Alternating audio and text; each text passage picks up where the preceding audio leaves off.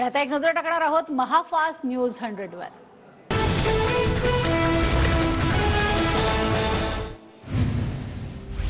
उद्या अयोध्येतील श्रीराम मंदिरामध्ये प्राणप्रतिष्ठा सोहळा। नवीन राम मंदिराला आकर्षक फुलांची सजावट। अयोध्येत जागोजागी झेंडे, धनुष्यधारी रामाचे कटआउट। अयोध्येतील राम मंदिर परिसरात फुलांची आकर्षक सजावट। रामलल्लाच्या स्वागतासाठी अयोध्या नगरी सजली। फुलांच्या हारांनी जय श्रीरामचा नारा। रामलल्लाच्या प्राणप्रतिष्ठा सोहळ्याला अवघे काही तास शिल्लक। संपूर्ण अयोध्या शहराच्या बॉर्डर सील। निमंत्रणाव्यतिरिक्त कोणत्याच व्यक्तीला अयोध्येत प्रवेश नाही। अयोध्येत हनुमानगडीचं दर्शन घेण्यासाठी मोठी गर्दी। राम मंदिर बंद असल्याने भाविक हनुमानगडीच्या दर्शनासाठी दाखल। अयोध्येच्या शरयू नदीतील बोटीमध्ये उभारली एलईडी स्क्रीन। एलईडी स्क्रीनमधून राम मंदिराचा पूर्ण प्राणप्रतिष्ठा सोहळा पाहता येणार। अयोध्या सोहळ्यासाठी उत्तर प्रदेशच्या लखनौ विमानतळावरही सजावट। विमानतळावर रोषणाई, फलक आणि पोस्टर्स। प्रवाशांच्या स्वागतासाठी रेड कार्पेट। रामलल्लाच्या प्राणप्रतिष्ठा सोहळ्याच्या पार्श्वभूमीवर संपूर्ण अयोध्येला छावणीचं स्वरूप। देशभरातून 6000हून अधिक व्हीव्हीआयपी अयोध्येत दाखल होणार। सुरक्षेच्या दृष्टीने स्थानिक पोलिसांसोबतच राखीव दल आणि केंद्रीय बल सज्ज। अयोध्येत शरयू नदीच्या तीरावर स्वच्छता अभियान। नया घाटावर साफसफाईला वेग। उद्याच्या कार्यक्रमासाठी अयोध्येत होम हवन। कार्यक्रम निर्विघ्न पार पडावा यासाठी पुजाऱ्यांकडून वेदमंत्र पठण। नागपूरच्या कळमना परिसरातील रामभक्त लक्ष्मण पोटे यांनी श्रीराम सोहळ्यासाठी बनवला 1111 किलोचा लाडू। उद्या या लाडूचा प्रसाद वितरण केला जाणार। संगमनेर शहरात 1992 मधील कारसेवकांचा सत्कार सोहळा। फ्रेंड सर्कल हिंदू मंडळाच्या वतीने 130हून अधिक कारसेवकांचा सत्कार। रामलल्लाच्या प्राणप्रतिष्ठा सोहळ्याच्या पार्श्वभूमीवर जुने जळगाव परिसराचं नामकरण करण्याचा निर्णय।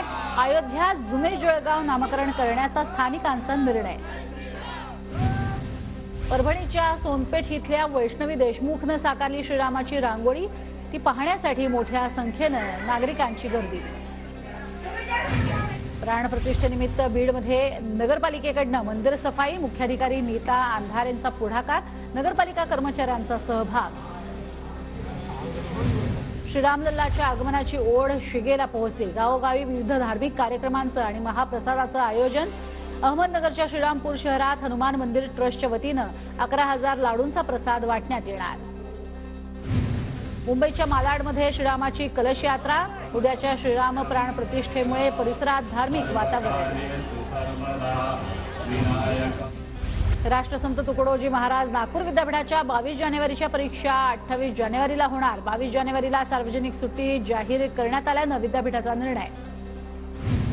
अयोध्येतील राम मंदिर उद्घाटनाच्या दिवशी नागपूर मेट्रोतर्फे प्रवाशांना तिकिटावर 30% सूट। उद्या कार्यक्रमांना जाताना नागरिकांच्या सोयीसाठी नागपूर मेट्रोचा निर्णय। मुख्यमंत्री शिंदे, फडणवीस आणि अजित पवार उद्या अयोध्येला जाणार नाहीत। 22 तारखेनंतर संपूर्ण मंत्रिमंडळासह राम मंदिरात जाऊन दर्शन घेणार। मुख्यमंत्र्यांची माहिती। उद्धव ठाकरेंना राम मंदिर सोहळ्याचं निमंत्रण। स्पीड पोस्टने उद्धव ठाकरे यांना निमंत्रण मिळाल्याची माहिती। उद्धव ठाकरे उद्या नाशिकच्या काळाराम मंदिरात दर्शन घेणार। अयोध्येत आपण नंतर जाऊन दर्शन घेणार असल्याचं ठाकरेंकडून आधीच स्पष्ट। नागपुरातून अयोध्येतील कार सेवेला जात असतानाचा रेल्वे स्थानकावरचा छायाचित्र। फडणवीसांकडून ट्विट। अयोध्या कार सेवेला गेल्याचा उपमुख्यमंत्री देवेंद्र फडणवीसांनी दिला पुरावा। तर तुम्ही फक्त नागपूर स्टेशनवर गेला होता, तुमचे लोक पळून गेले होते, आमच्याकडे प्रत्यक्ष बाबरी पाडतानाचे फोटो। राऊतांचा फडणवीसांना उत्तर। अयोध्येतील सोहळ्याचं भाजपकडून राजकारण सुरू। आम्ही राजकारण न करता आनंदोत्सव साजरा करू। अयोध्येतील सोहळ्याला राष्ट्रपतींना बोलवायला हवं होतं। संजय राऊतांचा भाजपवर निशाणा। मनोज जरांगेंच्या पायी मोर्चाचा आज दुसरा दिवस। जरांगेंचा मोर्चा नगरच्या दिशेने रवाना। जरांगेंची पदयात्रा आज अहमदनगरमध्ये प्रवेश करणार। कायदा आणि सुव्यवस्थेच्या दृष्टिकोनातून अहमदनगर पोलिसांचा कडेकोट बंदोबस्त। जरांगेंनी आंदोलन थांबवलं पाहिजे। आंदोलन करत असताना जनतेला त्रास होणार। मुख्यमंत्री एकनाथ शिंदे यांचं मनोज जरांगे यांना आवाहन। फेब्रुवारीमध्ये मराठा आरक्षणासंदर्भात विशेष अधिवेशन घेणार। कुणबी प्रमाणपत्र देण्याचं काम युद्धपातळीवर सुरू। मागासवर्ग आयोगाचा अहवाल लवकरच तयार करण्याच्या सूचना। मुख्यमंत्र्यांची माहिती। ओबीसी समाजाच्या आरक्षणाला धक्का न लावता मराठा समाजाला आरक्षण देणार. मराठा समाजाच्या आरक्षणासाठी दुसऱ्या समाजाचं नुकसान करणार नाही, मुख्यमंत्र्यांचं वक्तव्य. मला काही त्रास दिला गेला तर मराठा समाज वर्षानुवर्ष आंदोलन सुरू ठेवेल. मराठा समाजानं मला शब्द दिलाय, त्यामुळे मला भीती नाही. जरांगेंचा सरकारला इशारा. अहमदनगरच्या पाथर्डीतील मराठा बांधवांकडनं जेवणाची सोय. तनपूरवाडीमध्ये नाश्ता, पाणी आणि जेवणाची व्यवस्था. आम्ही संविधान हातात घेत नाही, तुम्ही घेऊ नका. 26 जानेवारी आधी तोडगा काढा. दादागिरीची भाषा करू नका. मनोज जरांगे पाटील यांची अजित पवारांवर टीका.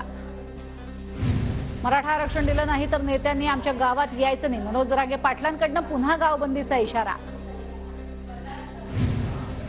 बीडच्या केतुरा गावामध्ये तरुणाकडनं मराठा आरक्षणाचा प्रचार. दुचाकीचा रथ बनवून मराठा आरक्षणाच्या लढाईमध्ये सहभागी होण्याचं आवाहन. ज्या दिवशी ईव्हीएम जाईल तेव्हा भाजप ग्रामपंचायतही जिंकणार नाही. खासदार संजय राऊतांचा भाजपवर हल्लाबोल. रविकांत तुपकरांच्या पत्नीसह मलकापूर स्थानकामध्ये केलेल्या आंदोलनामुळे 30 ते 40 शेतकऱ्यांवरती गुन्हा दाखल. भास्कर जाधवांनी घेतली आमदार राजन साळवींची भेट. राजन साळवींना उद्या चौकशीसाठी हजर राहण्याची एसीबीची नोटीस.